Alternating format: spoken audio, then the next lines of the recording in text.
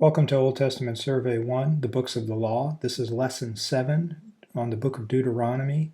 And this is a lesson about remembering the stories. The book is about a remembrance and not a repeating or a second giving of the law, but a review of the law to the new generation prior to entering into the Promised Land.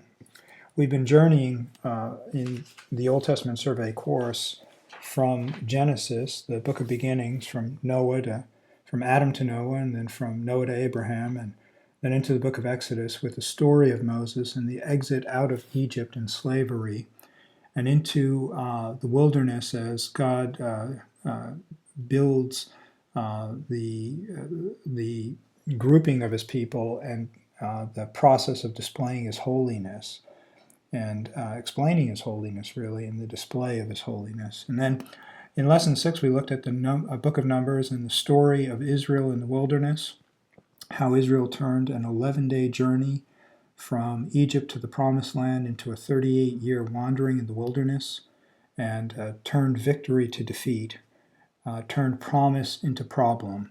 And so today we're going to enter into the book of Deuteronomy, which is going to cover a period of time just prior to the entering into the Promised Land, generally thought to be around 1450 or 51 BC, and so this is just prior to that. It's a review book.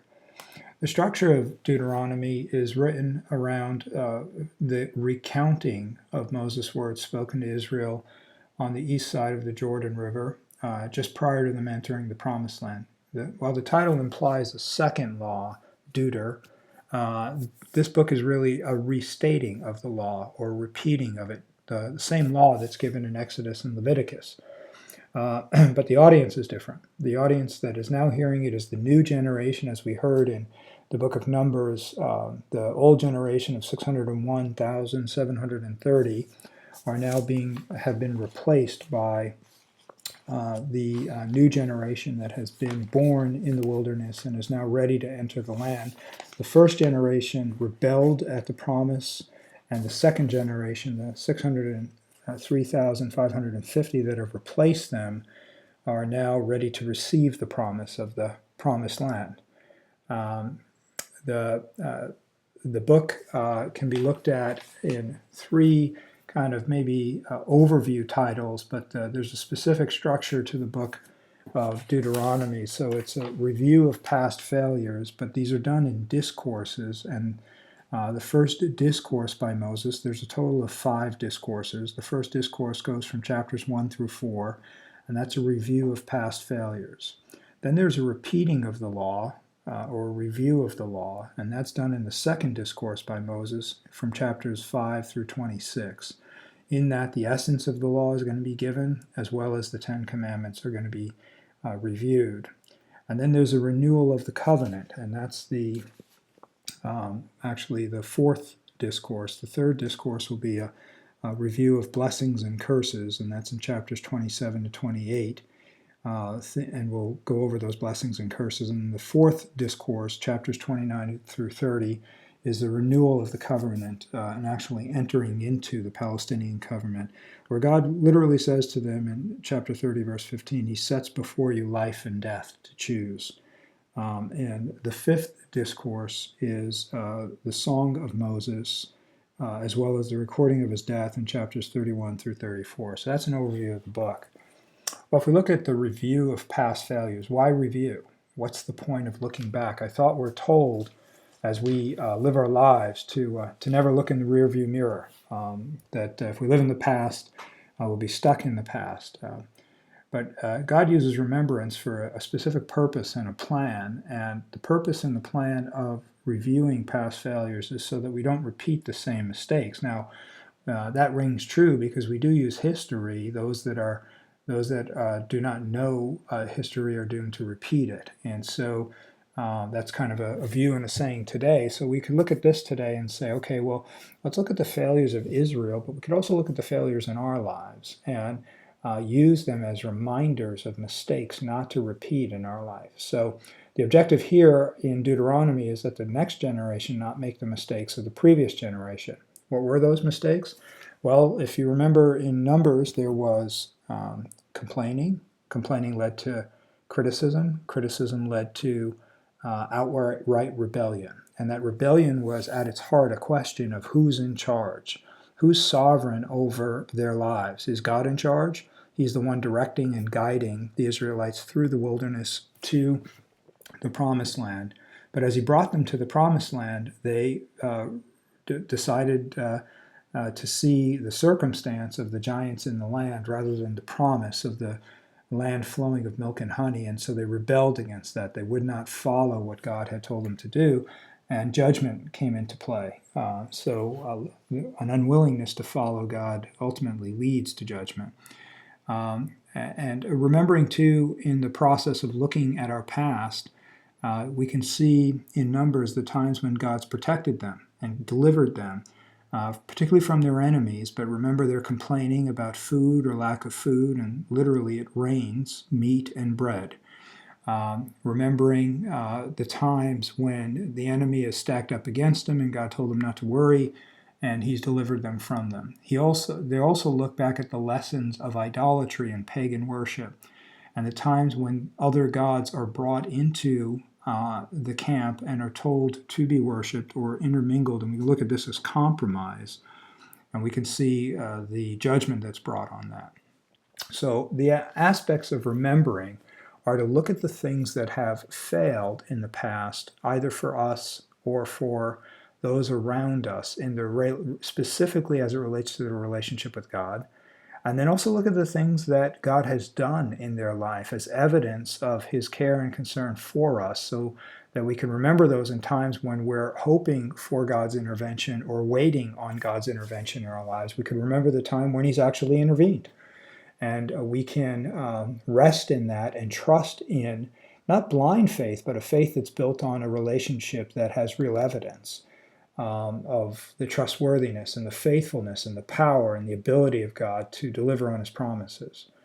So remembrance plays an important part in both Deuteronomy and in the nation of Israel. We're going to see this pattern developed throughout the rest of the Old Testament, but particularly in the books of the law, we see remembrance as a powerful tool to avoid failure.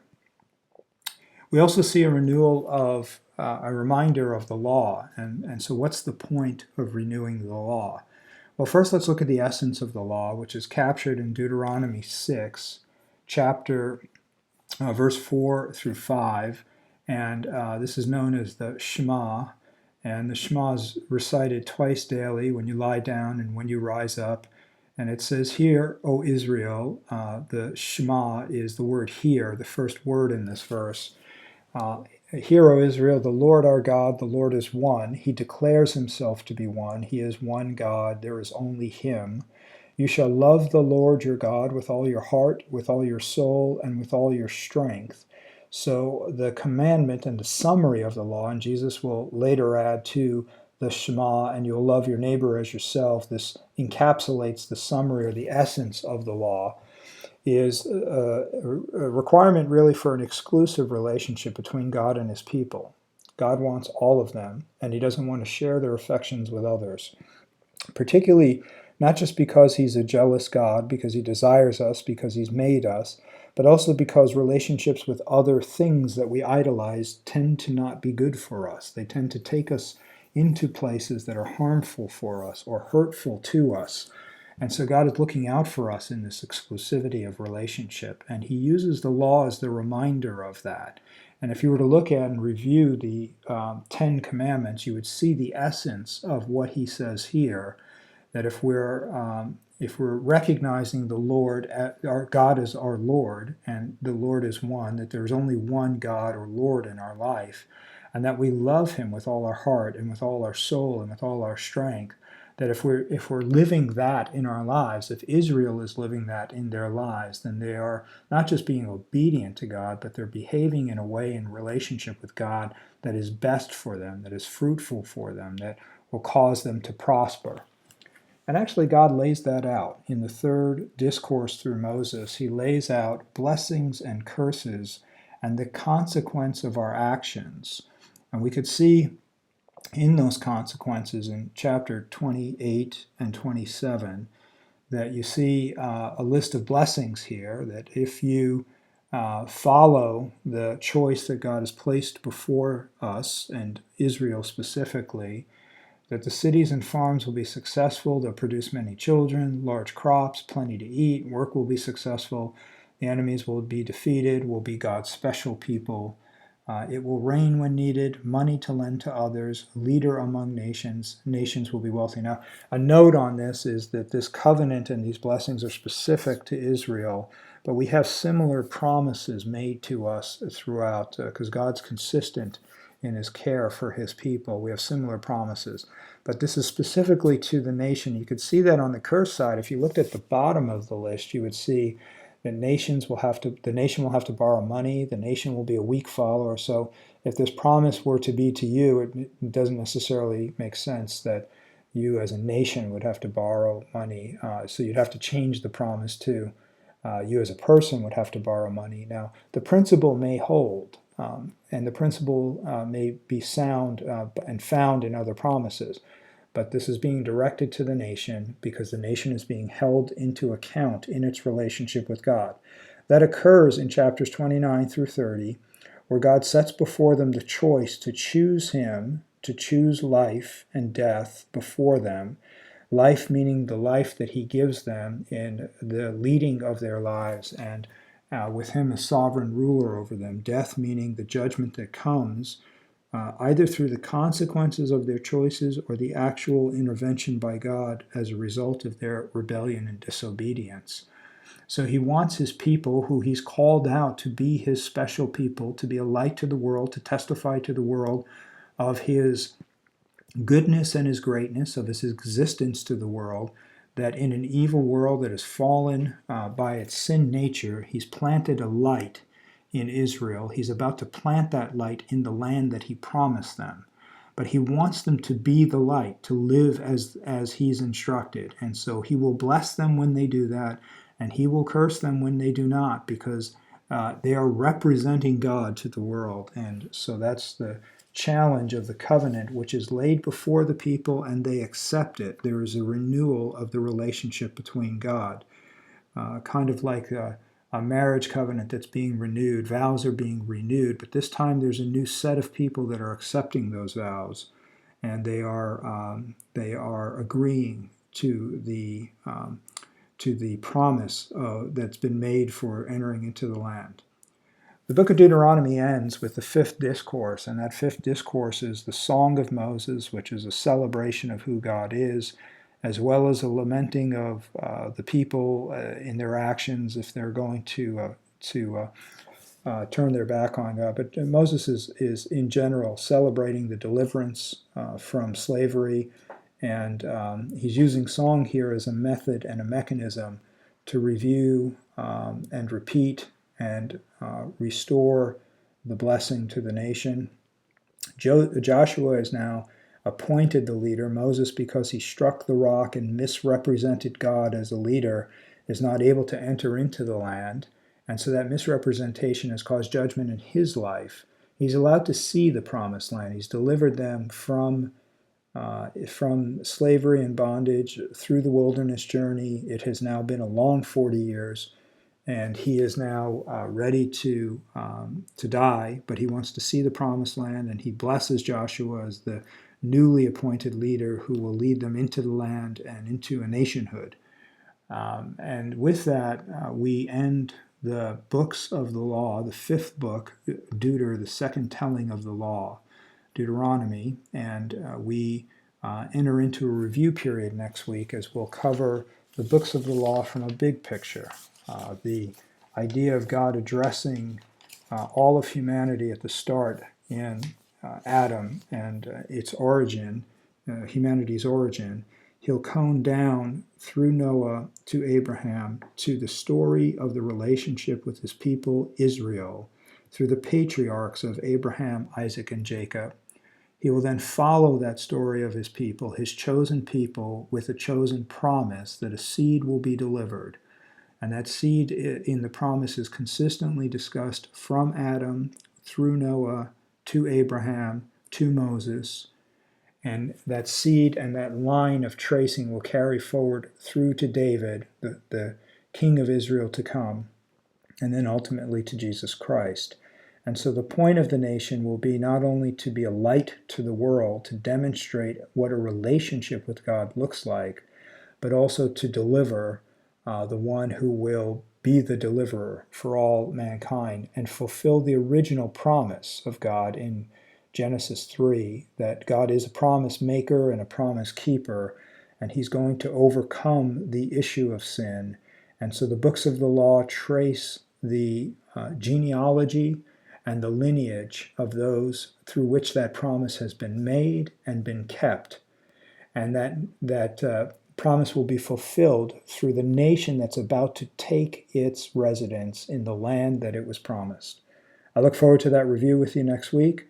I pray a blessing on you this week that you would spend some time remembering the failures in our life, in each of our lives, the times when we have failed to be obedient and follow God, not for the sake of wallowing in it, but simply to remember to not repeat those mistakes. And that you would also spend some time this week repeating the law, to not just spend time occasionally in it, but to remember it and to teach it to our children, so that we understand the essence of the oneness of who God is and the lordship of who he is, and that we're to give him our whole heart, our whole soul, and our whole mind, and with all of our strength. And that we remember that God blesses us in obedience, and that blessing comes in a number of different ways, but disobedience, the choice that's set before us, and it's the same type of choice in the Palestinian covenant. The choice of life and death is made in Jesus Christ when that choice is put before us. Life and eternity with God, or death and separation for eternity from God. And then finally, that we celebrate this week the movement that God has made in our lives from exile and slavery, and the slavery specifically being the slavery of sin in our lives, to the promise and to the promise of the promised land that is given to us, not just in heaven to come, but now here on earth in the power and the presence of God living in us and through us, and that we live that promise this week. I pray that blessing on you as well. Have a great week, and God bless you. Amen.